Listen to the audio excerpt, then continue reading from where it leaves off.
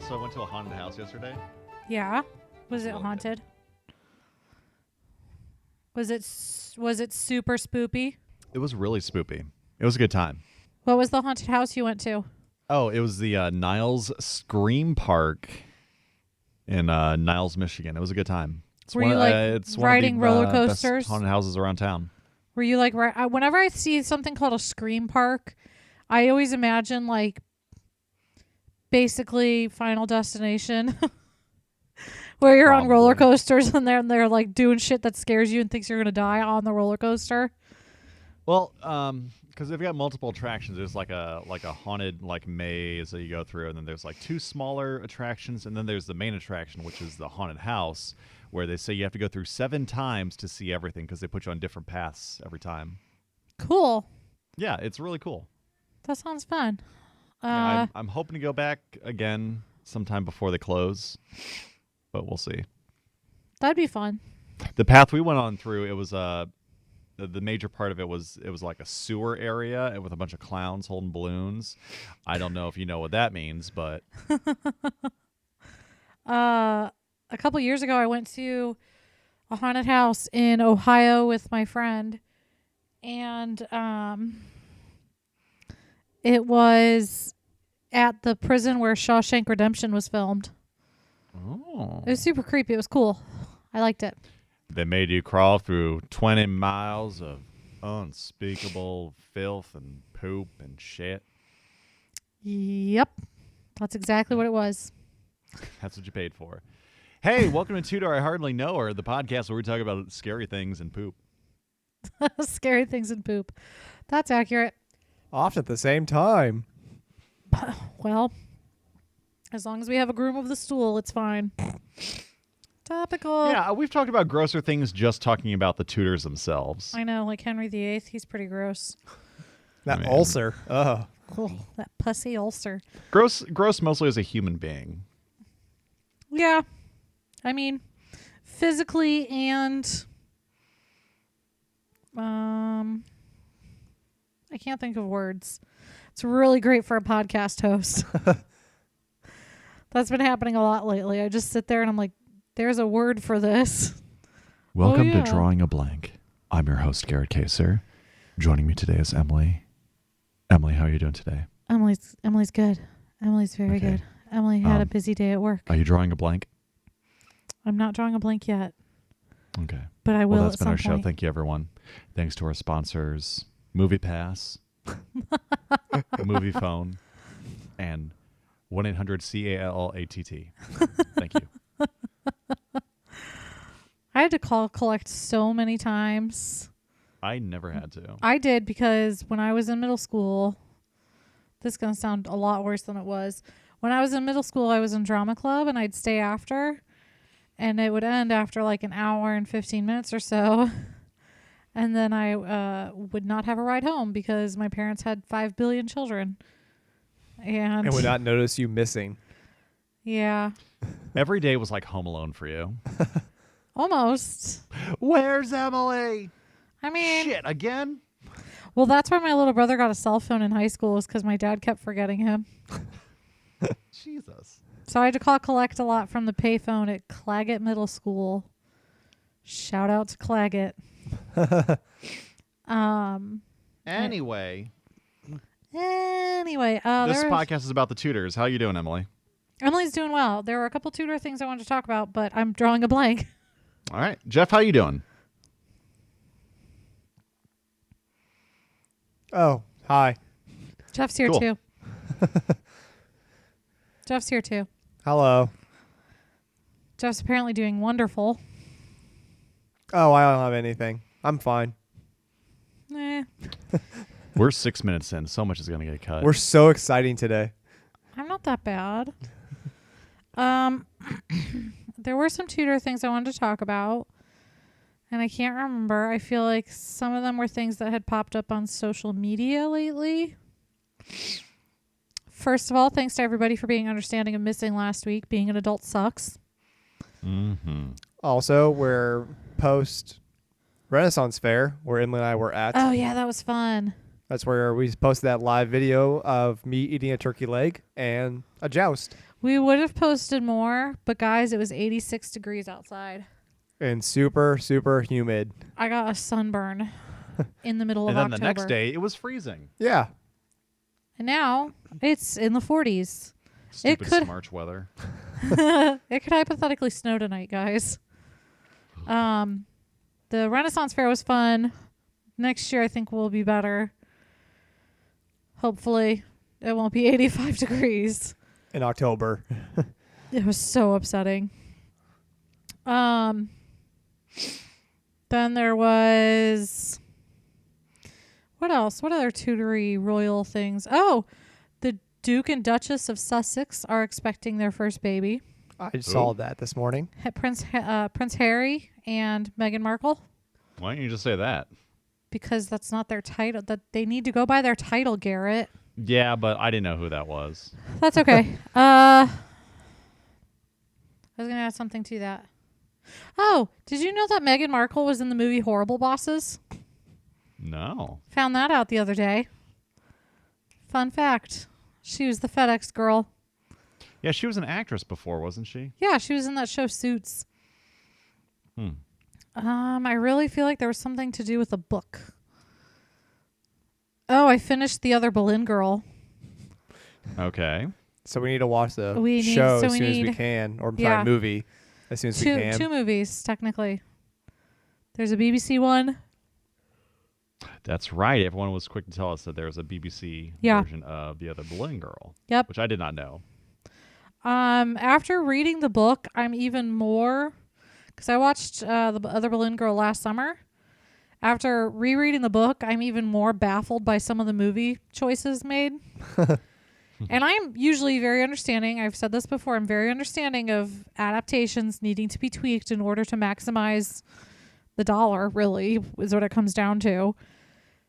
But oh my God, just some of it's nuts. So I'm looking forward to doing that episode. It's going to be a good one. I'm looking forward to actually watch this movie after talking about Tudors for so long. Yes. Man, this is my trick. This is really just my trick. There's no podcast.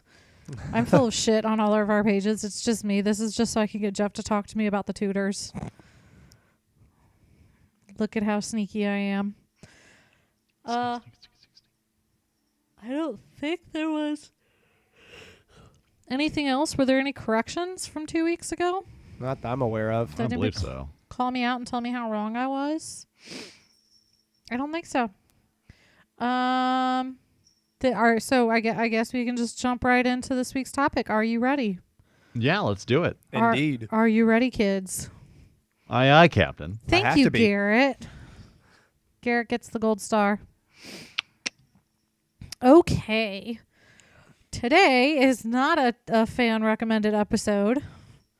It is one that we've had on our list for a little bit. And we're going to talk about Tudor propaganda. Ooh. Yeah. So, I'm just now visualizing those old 40s. 40s little shorts. Here we see the troops fighting on the front of the battle, defeating those evil Nazis. Ooh, that'd be fun. Except the Nazis are Richard III. Yes. All of them. And those damn French. And the French. It's always the French. I gotta yawn a lot. I'm sorry, you're gonna have to cut those out.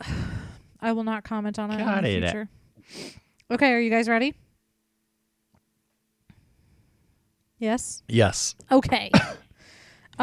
This, I just want you guys to be prepared, has one of the craziest fucking stories I've ever read about the Tudors. That's a vote of confidence. It's just, it's fucking insane. And I can't promise it's true, but I will tell you the source, and I will let you all determine that. Okay. So that's towards the end, so stay with me until then, okay? Okay. Okay. Tudor propaganda, far from being the mass-produced kind we all grew used to in World War II. Yep. Loose lips sink ships. And something about sleeping with French women, getting syphilis. Henry VIII didn't give a shit. Was it the "We Can Do It" poster? Is that come Rosie from the that time? Riveter. Is that from that? Yes, War? she was. Yeah. I mean, that wasn't about not sleeping with French prostitutes. I was saying, hey, women, Help out the war effort. Sleep with the soldiers. Yikes. Just kidding. They built stuff, and it was cool. World War II history. Oh my God, I do remember what one of the things I wanted to talk about was. Yes. I was going to complain about my little sister's history. Like her personal history? No, or? like her history class. So, y'all know that I love history, right? I went home This is a shock to me.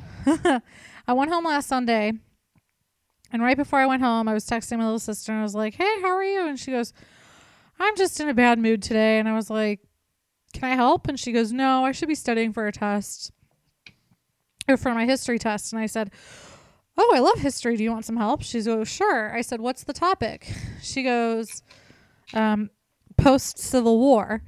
And I'm like, "Okay, so are we talking Industrial Revolution, expansionism, World War I?" And she goes, "All of it." I'm like, that's pretty fucking broad. So I get to my parents' house and I'm helping my little sister study. And that was when I remembered why history was so fucking boring in school. Teachers made it fucking boring. Yeah. It sucks because there's so much cool shit that happened post-Civil War. And she had a 36-page outline, and a majority of it was on the Industrial Revolution and labor strikes. There was half of a page about World War I. Half of a fucking page about World War I. It was so upsetting. And then I came up with another idea for a podcast. What grade is your sister in? She's in college. Oh, what? So she has to take a U.S. history class. And first I'm upset that this whole test was basically the Industrial Revolution. And everything was like, tell me about this riot, tell me about this strike, tell me about this workers' strike. And I get that it was really impactful, but fucking World War I got half a page. And then I asked her what she was covering in the rest of her class. And they're only going up to Reagan. They're not covering anything post-Reagan. Which is fucked up because that means even though my little sister knows about 9/11 because she was just interested in it as a young kid, right. She's never formally learned about 9/11. I mean, yeah, I feel like it's just assumed that like millennials and everyone afterwards Gen are like, Z. hey, you guys know about 9/11. You were alive then. Or you know about Bush and Clinton. Not was like really. 3. I was worrying about kid shit back then. She was like 3 when 9/11 happened. She doesn't know shit all about Clinton. Well, yeah, it's like me as a kid growing up. I really didn't know who on earth was president before Clinton until I think I was like high school. Yeah. Because it was never really talked about. We never reached far enough ever in class to like realize that there was even anything that happened in the 80s. It was super annoying. And I'm just really upset that. So it's funny because when I was talking to her, she was really knowledgeable about all this stuff. And both me and my brother William are really into history. And so when we talk about it with passion and we get others interested in it. So we helped Abby prepare for this test. But she was just repeating so much bullshit and like fucking memorizing dates, which is the most useless thing you can do in history. Like it's not... not the most useless. It's important, but it's not like you don't need to know the exact date of the XYZ riot, you know? Well, Yeah. I feel like the problem. Okay, we are way on a tangent, but I feel like this is really important because We're a history podcast. The entire education system in the U.S. is fucked up, and it's been yeah. fucked up for years. But I feel like teachers always put a huge emphasis on dates instead of like why this date is important. Like saying, "No, guys, listen. Like this is why it's important." Instead of just droning on and just telling us like shit we heard last year. History History is about impact, not memorizing a fucking date. For some teachers, that's their easy way out. It really is. Making a test of just saying, what date did this happen, rather than asking what had happened on this time. Well, it's because grading those tests, Yeah. part of it's the system, part of it's the teachers. You know, the right teacher can make a big difference. I had 2 amazing history teachers who were very much about the impact of history and learning from history and understanding history. But most of my teachers were memorize this date.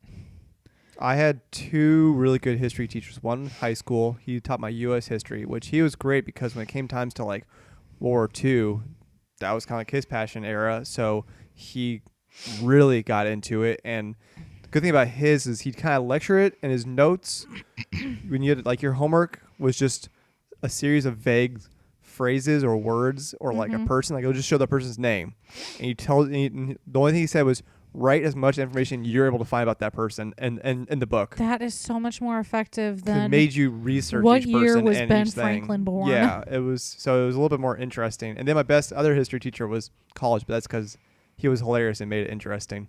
Well, that's the thing is it's irritating that people think history isn't interesting, because I feel like they went about learning about it like my little sister is being taught. And I feel bad, but I'm totally judging this professor. My sister told me that this professor's favorite time period was the Industrial Revolution, and I am hardcore judging somebody. She must be the most boring fucking person in the world for her favorite time period to be the Industrial Revolution. And that's why like 35 pages of this fucking study guide was Industrial Revolution and riots. It was so frustrating for me. I'm like, this sucks. There's interesting stuff there, but I like there have been times as an adult where like somebody brings up like a historical event. I'm like, oh, I didn't know that, and they look at me like, how the fuck do you not know that? Didn't you go to school? Yes, but our school's was fucked. boring as hell. Nobody made school. Okay, I had one teacher that made school fun. Yeah, our school systems are fucked. It's just, and I hope no one takes this the wrong way, but I went to Catholic school, and just one of my dedicated classes every day was religion class. Yeah. And that just learning about Catholicism, and I feel like that would have been better used on book learning. Yeah.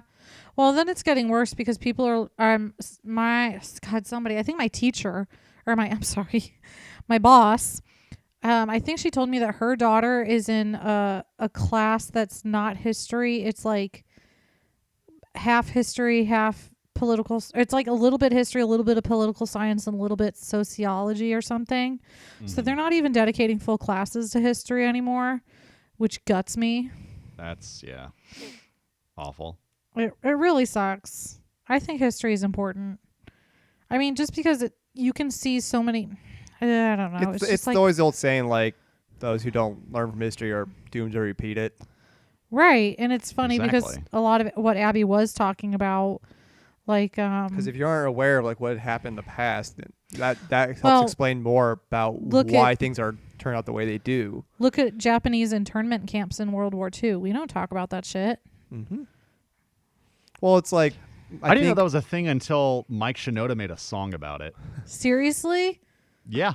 It's like this shameful secret, so we don't talk about it. It's like I met a German exchange student. She said they don't really talk about World War II, which is horrible because then they're doomed to repeat it. I think it was like my mom was telling me about when she was talking to her parents, my grandparents, about when they were being taught kids. They were still being like my grandparents were taught that Indians were savages. Yeah. Like that's how it was taught to them, that our Native Americans were savages and killing our people. It wasn't until like way later in time, probably closer to like my older brothers. Yeah. Maybe my mom's like when my mom would start teaching school in like the 70s, then that they start actually teaching actual like Native American history rather than there's a bunch of savage Indians that scalped these poor colonials as they think came of all over. the movies that they had back then. Like they were all like cowboys and the Indians were the bad guys, and that was propaganda, leading us back to the topic at hand. Good job, Garrett. 20 minutes later, we're gonna get the Tudors. I don't think they mind. It's a history podcast. Yeah. Well, put out a warning. Say, hey, look. Scroll. We'll put a timestamp saying, hey, if you just want to get to the Tudor talking, go here. Okay, so back to Tudor propaganda. So, I first started thinking about doing this episode when I was reading one of my books recently. I can't remember which one because I've read so many of them. But I did remember reading in, I think, high school or maybe the beginning of college about how the Tudors used the media, as it were, to influence how they were viewed. And they did. And so I decided to do a full episode on it. And when I started, I was like, don't know if we're going to get enough out of this. But now I'm fairly confident we will. So I'm going to start at the very beginning of the Tudor reign. So Richard III was kicked off the throne by a sword in his back by Henry VII. And Henry VII took the crown, put it on his head, and he was like, I'm king. That's your 30-second breakdown of the Wars of the Roses. During Richard III's reign, there was a statute of parliament passed called the Titulus Regius. It's Latin. I don't do Latin.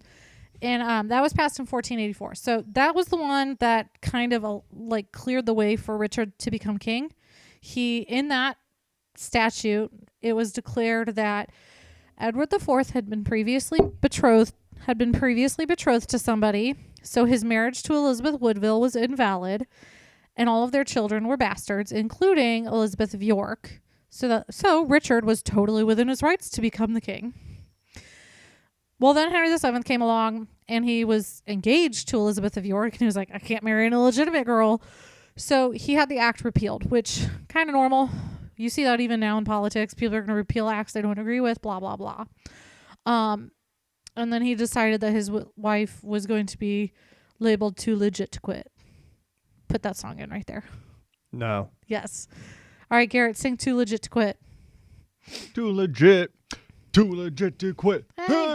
Too legit to quit. So not only did he repeal the act, but then Henry VII also ordered that all copies be destroyed without anybody reading them. He's like, just trust me. It's not right. Just go ahead and burn it or return it to Parliament, or you're going to face a heavy fine and imprisonment.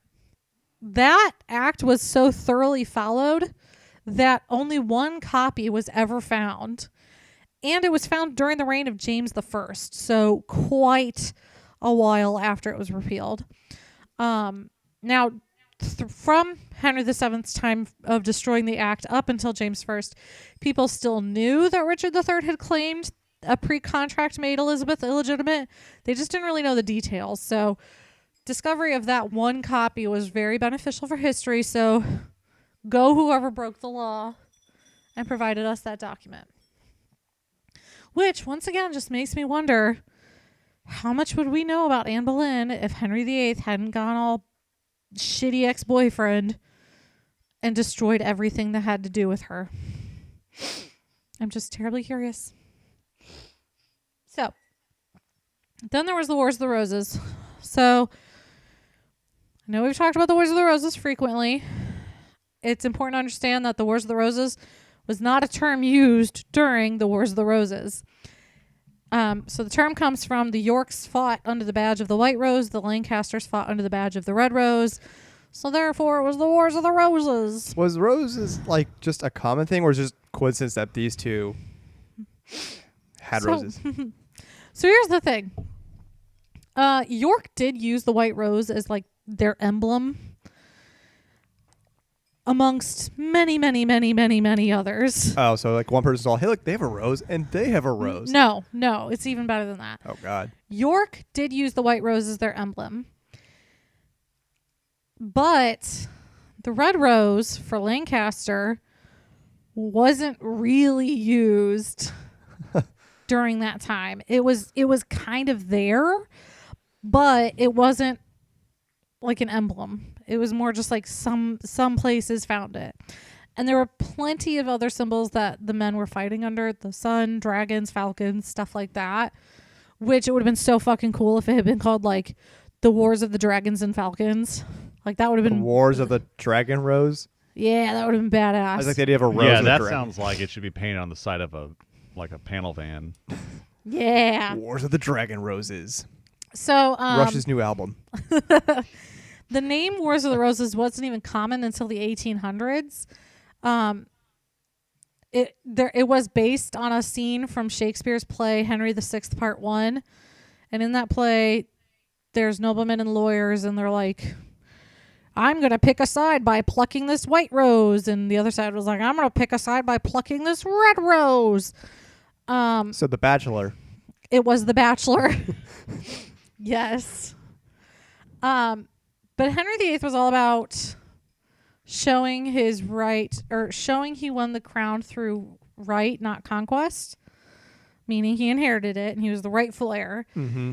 So he kind of took that red rose that didn't really mean anything during the Wars of the Roses and made it mean something. He plastered it kind of everywhere. And then he combined it with the white rose, and that's where you get the Tudor rose, which is a white rose with a red rose inside of it. Yeah. And it worked pretty well, actually, even if it was much later. Marketing did a great job with it. I know. Marketing is just so wonderful. So the first Tudor rose appeared in a pageant in 1486, and it was welcoming Henry VII and Elizabeth of York to York.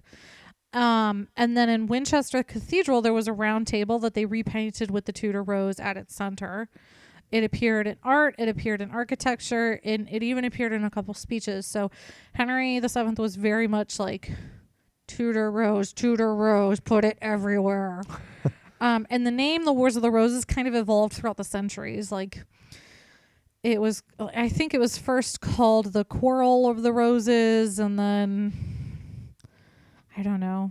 It just kind of evolved. The Rumble of the Roses. The what? The Rumble of the Roses. Oh, I like that one. Coming this Saturday. Cage match.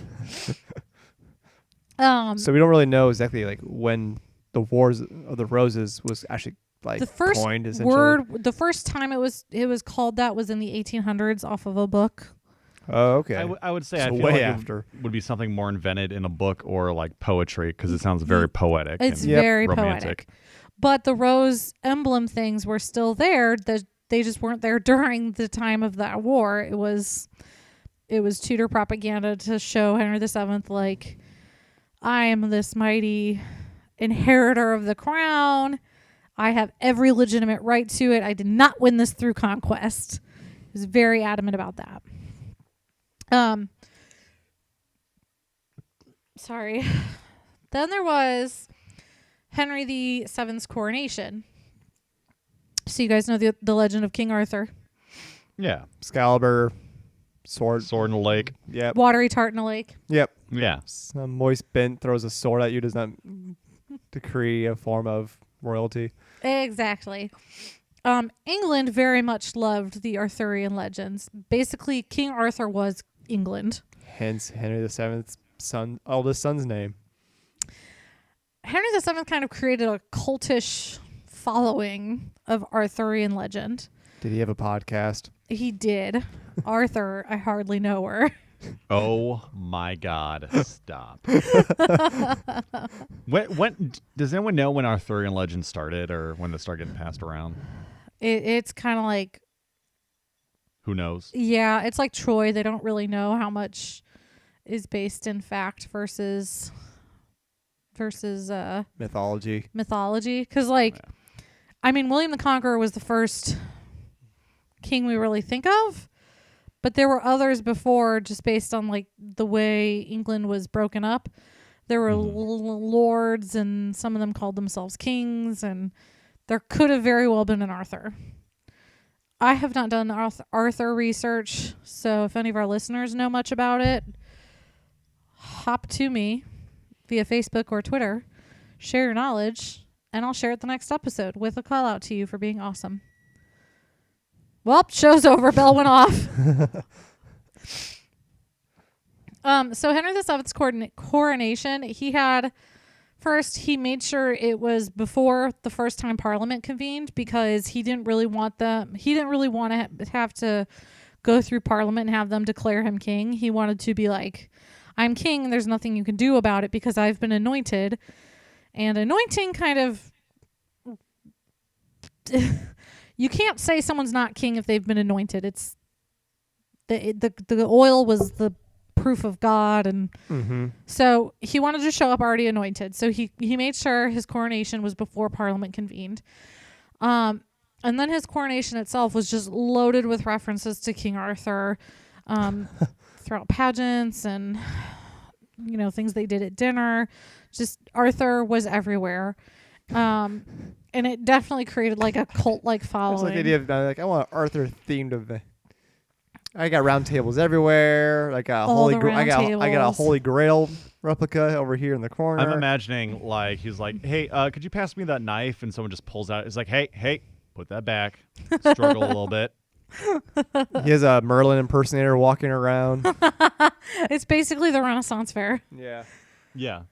So then we get into post Henry VII. Henry VIII didn't really have to do much for propaganda, except they did use portraiture as propaganda a little bit. I found on the Renaissance English History podcast, there is an episode called Tudor Propaganda Through Portraits. You guys should check that out if you want to learn more about it. I'm not about to steal somebody else's podcast and put it in my own podcast, so you can learn about portraits there. But I want to talk a little bit about Shakespeare, because Shakespeare did a lot for the Tudors in that he just showed Richard III as a humpback shithead. And people who really like Richard III are called Ricardians. And they kind of blame the Tudors and Shakespeare for Richard III's bad reputation. You know my opinions on Richard III. But they claim that because Henry VII had destroyed the Titulus Regius, let's use that as a kid's name. He must have also destroyed other documents that showed Richard III was a good guy and left only the bad documents. And then they also say that Shakespeare was basically a tool to further propagate the whole idea of Richard III was a humpback and he was a weasel, and I wrote Hunchback Weasel King thing. They had Elizabeth do that? So here's the thing. Ricardians were always very offended at the idea of Richard III having a humpback. They thought it was pure fantasy. I'm sorry, what did you say? Ricardians were always Ricardians, people who support Ricardian Multibon. Okay. Rich Corinthian Richard. jokes over my head. Ricardo Multibon. Khan. Oh, sorry. This is Mr. What was his name from Fantasy Island? Yeah. And he was in Freakazoid. Freaking me. Laugh with me. Laugh with me. Anyway. So Ricardians were very offended at the idea of Richard III having a humpback. They thought that it was invented by Richard III to portray this king as evil. You mean Henry VII? You said it was portrayed by... No, sorry. I'm going to take back everything I just said. No. Ricardians were very offended at the idea of Richard III having a humpback. Yes. And being portrayed as evil. They thought that Shakespeare wrote him as a humpback to further propagate this Tudor idea of him as a villain. So the humpback was pure fiction. Well, back when Richard III's skeleton was found, I feel really bad for laughing about this, but there was a woman who was there was a documentary I watched about it. There was a woman who was like the leader of one of the Ricardian societies, and she was kind of like, let's use this skeleton to prove that he wasn't humpbacked. Well, then it came back that he was actually humpbacked. And I kind of feel bad because she started crying. But it's just I don't know, maybe that tainted my whole idea of Richard III and people who support him, but either way, he definitely was hunchbacked. So some Ricardians think that Shakespeare wrote poorly about Richard III in order to please Elizabeth I, because obviously having a royal patron was super awesome, so he'd want to say stuff to make her happy.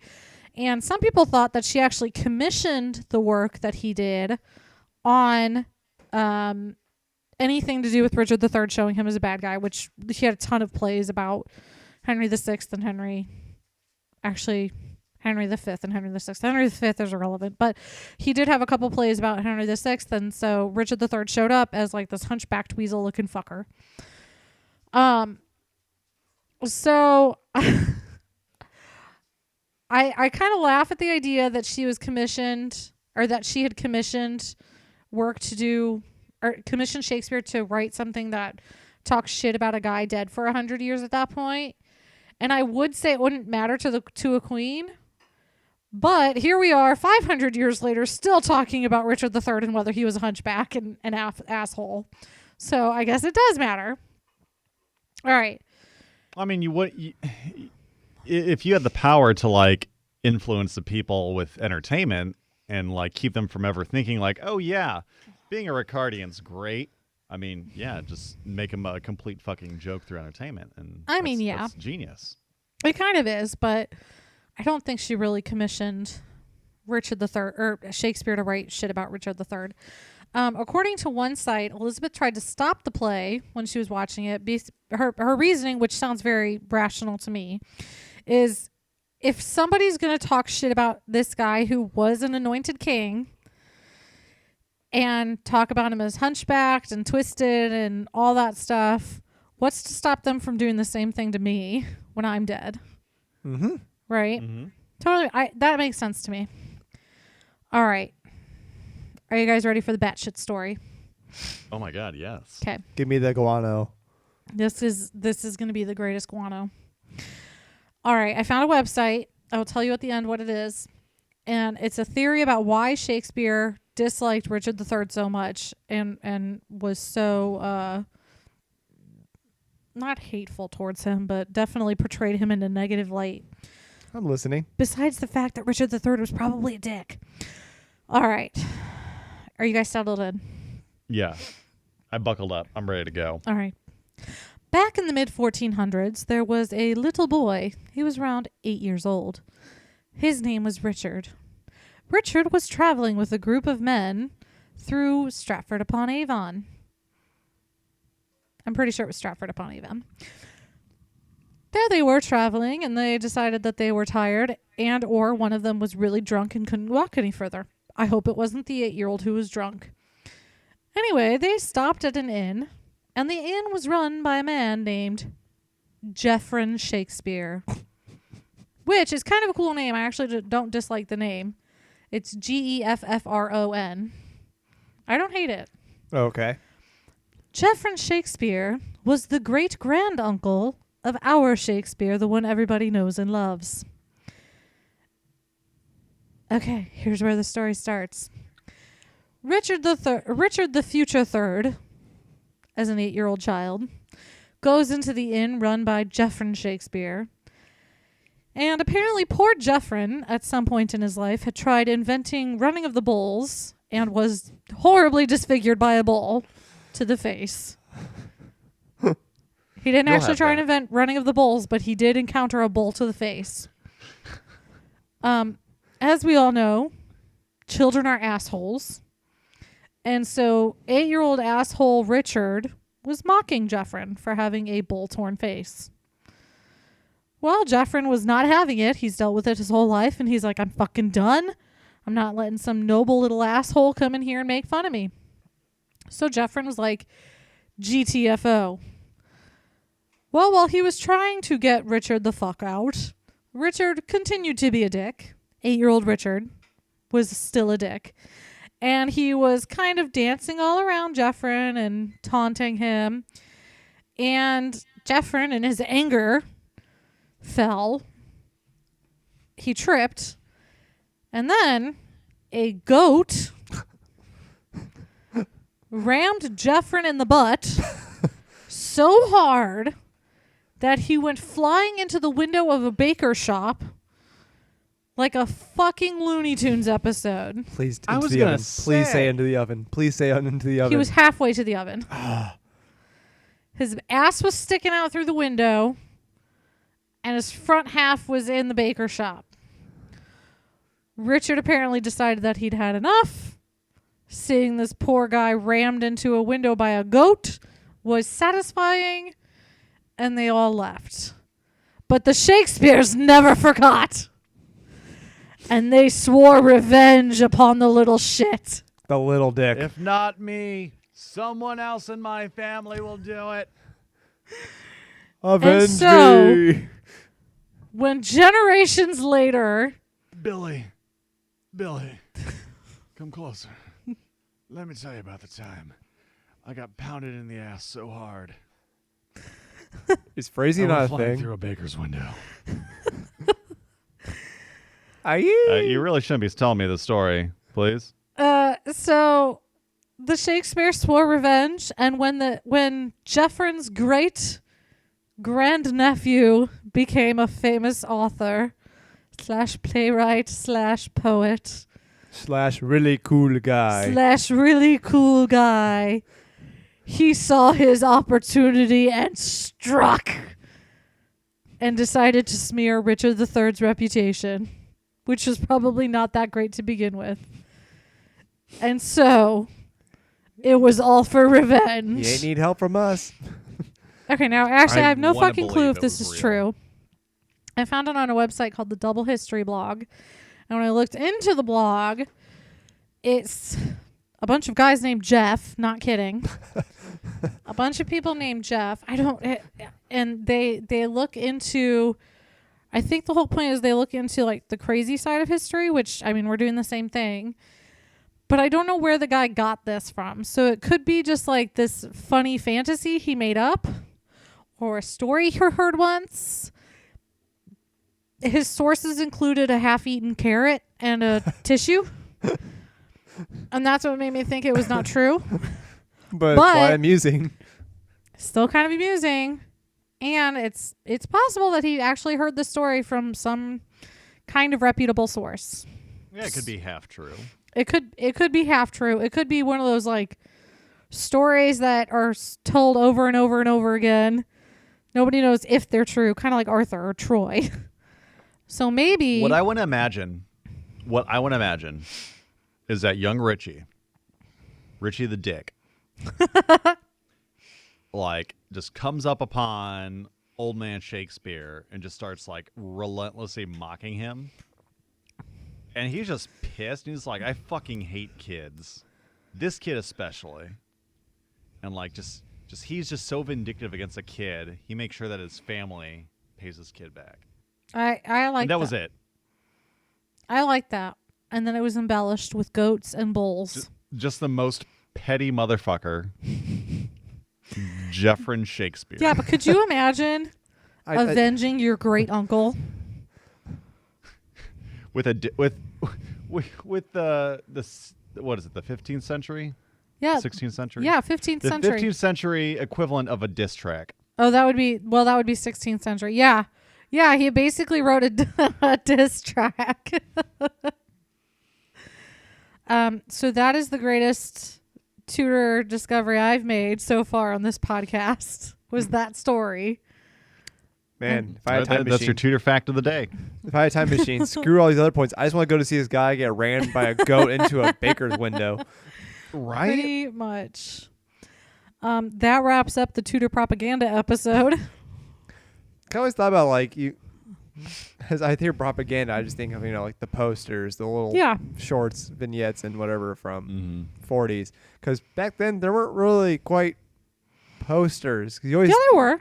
well, like not in the way you think of Not like, in the today. mass-produced sense, Yeah. but they existed. Because like if I think of posters back then, I'm thinking of like the classic wanted posters you see all over the place, like you always see in movies.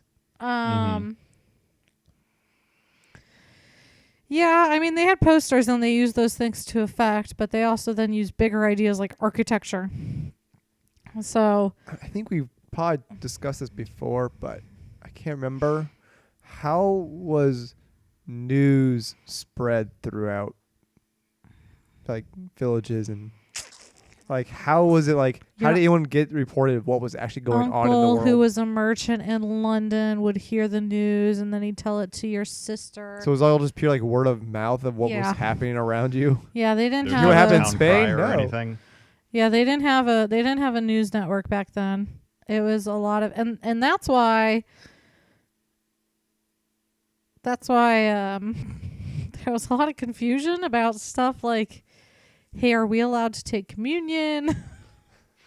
How are we affected by these changes? They used the church a lot to spread important information, like Well, yeah, because there's kind of communal area. They births of- like today, Mhm. like they talk about their message and everything, and then usually they like kind of probably report on like, by the way, this is also happening in these areas. It's kind of like how churches today, how they kind of talk about like what's going on in the community right now, Yeah. and everything. Man, we didn't even talk about it, but there surely had been propaganda within the church as well. Yes, and that's kind of part of the whole issue with the Bible being in Latin instead of English, was that they relied on priests to interpret it for them and tell them what the Bible was saying. But the priests were some of the priests were corrupt, and also it's interpretations, so everybody has a different interpretation. So yeah, That's the thing. The Bible we have now could be completely different from older Bibles. well, the Bible we have now is the King James Bible, actually. All right, I'm not up on my Bible history. So much for that religious class you attended in school. I was about to say, I always You know heard what I the did? term- I just drew sunglasses on everybody in my workbook. And goatees. So Mother Jesus. Mary had a bunch of goatees. Jesus was so cool. He wore shades indoors. Yeah, I always heard the term King James Bible, but I never quite. It's the Bible. It's the Understood. English produced Bible from King James the First/6th reign. Okay, Now you know.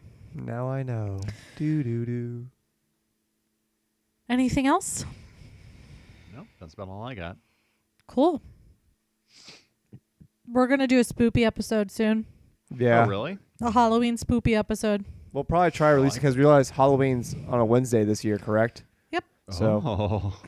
So hopefully that on that Halloween day we'll release a cool spooky themed one. That'd be fun. We'll see what happens. Yes. Find us on Twitter and Facebook. Yep. Tudor, I hardly know her. At Tudor Know Her. And rate and review. Subscribe. Subscribe. Message us with ideas of your own if you'd like to hear on us talk about this podcast. Tell us what we Or- don't know about King Arthur. Or if there's questions you just want us to answer on the podcast. Usually it's fun to have Yeah. those like little bits either before or after the podcast about Yeah. like in from the mailbox of the Tudors. Hooray. Yay. But yeah. Hooray. So until next Man, time. I've been really low energy today. Oh. I'm sorry. I feel like I'm getting sick. No, oh, poor Garrett. Oh, hey guys. I said this on last week's post. I listened to the first two episodes of Strange Heartland, and it is good. Yeah. Sorry, I've been meaning to plug this. So I mentioned this 2 episodes ago. My friend and coworker Mike, he started up a podcast where he interviews people, asking them about paranormal experiences that they've had. The first episode is about him interviewing his dad and them talking about the house that he grew up in and how haunted it was.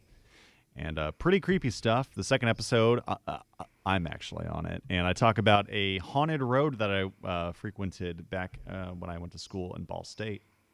And we just recorded a 3rd episode that it's an interesting one. And I think I'm going to kind of be a co-host on the show every once in a while. I am on the newest episode, so if you can't get enough Garrett in your life, that's what you should be doing. Listening to Strange Heartland podcast. It's good. It's If you good. like spooky stuff, you'll enjoy it. Congratulations to the Duke and Duchess of Sussex. Who? On Prince Harry and Meghan Markle. Oh. I know they're listening. They love this. And I think that's it, right? Correct. Yeah. So until next time, Until next time. Until next time. divorced, beheaded, died. Divorced, beheaded, Divorced, survived. survived. Goodbye. Goodbye. Bye. Bye. Later.